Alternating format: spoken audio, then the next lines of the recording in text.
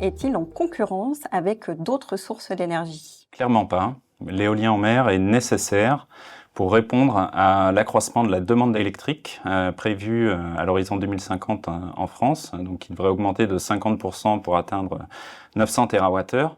Et pour atteindre cet objectif, on a besoin des 40 gigawatts d'éolien en mer, mais aussi des 14 EPR, des SMR, des 100 gigawatts de photovoltaïque. Donc on n'est pas sur un choix de l'un ou l'autre, on a besoin de toutes les énergies ensemble. Et il y a notamment des synergies assez intéressantes à voir entre la filière nucléaire et la construction de flotteurs acier pour l'éolien en mer, de mon point de vue. Alors revenons sur cette ambition de 40 gigawatts. Est-il très ambitieux? Est-il atteignable? C'est un objectif ambitieux, certainement. Il est atteignable.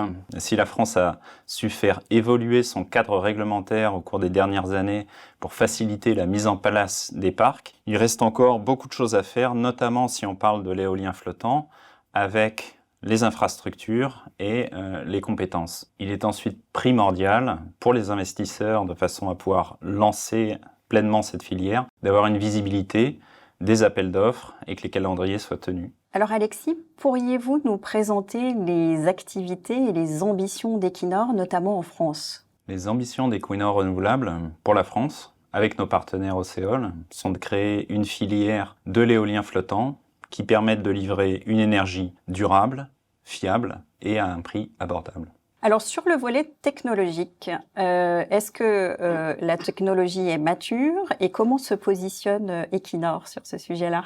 La technologie est mature. Equinor, pionnier de l'éolien flottant, a un parc en opération déjà depuis 2017 et qui présente de façon régulière les meilleurs facteurs de charge au monde.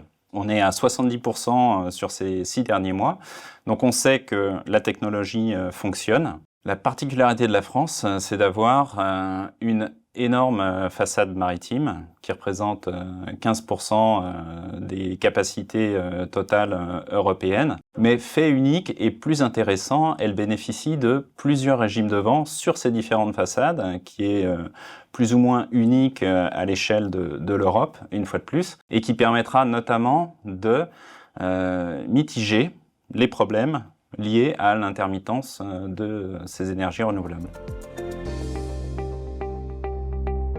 Un très grand merci Alexis Darquin. C'est moi, merci.